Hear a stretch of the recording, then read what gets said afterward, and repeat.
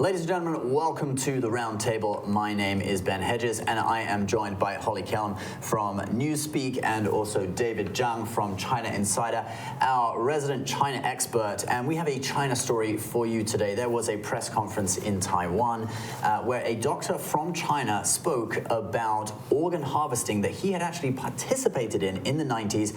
It is really shocking. If you don't know, organ harvesting is where they take organs from live human beings, often prisoners or prisoners of conscience, and they sell them in Chinese organ transplant hospitals for money, okay? It is a crazy form of human rights abuse.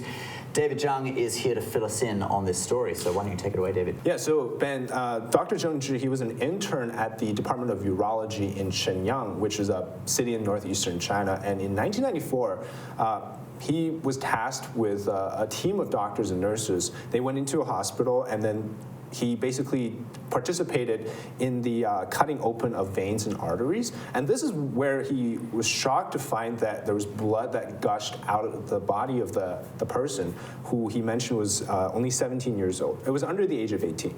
And then this told him that when blood was gushing out, it means that his circulatory system was still running. It means that this person was still alive.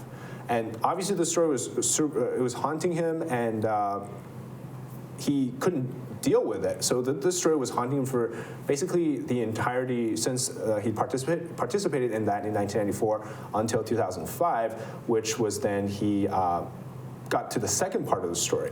He had a good friend who was a communist official in China, came over and told him on Chinese New Year that in the Public Security Bureau, which is the police system in the city of Wuhan, there were many Falun Gong practitioners that were, including also underage children, that were basically set up in this area, I think it was a basement, allegedly ready for organ harvesting, to be harvested for their organ.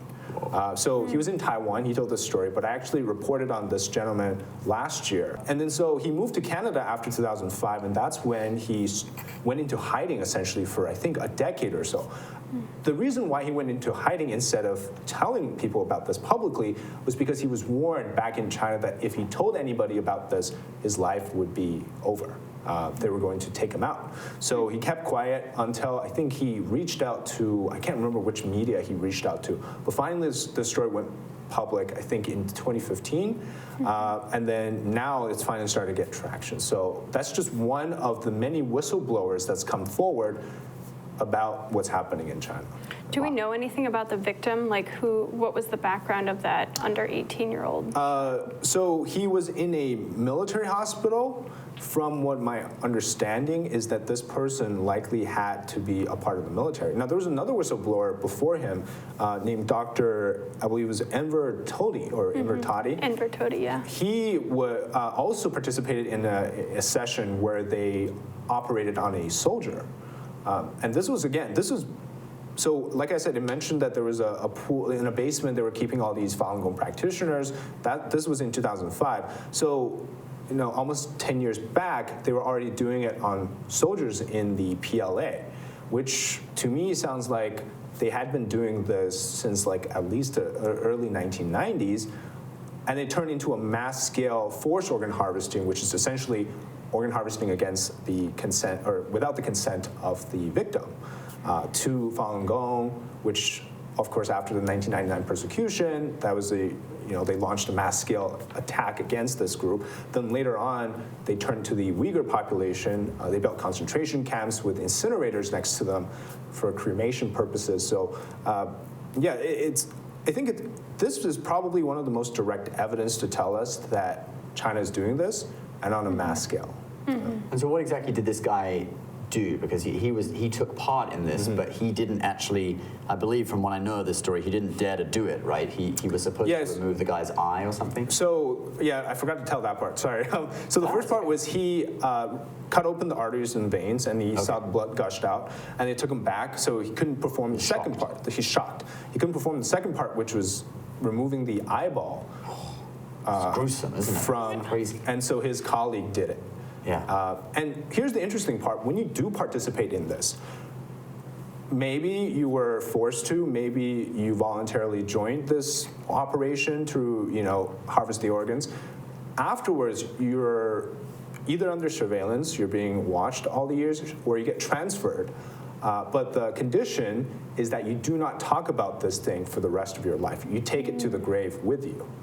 And that's why we never hear, or until whistleblowers come forward, we don't hear this from any doctors or nurses in China, very few. And that's the part where the CCP is very good at hiding things, right? We know that with the Wuhan laboratory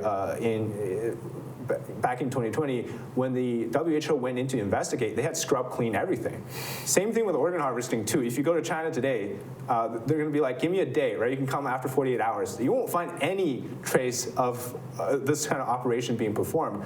So it's not like they're going to tell you that we're waiting for you with all these different evidence for you to collect. So from that point, you can't get any real data out of Chinese hospitals. You can't get anything. So when people question, is this really happening?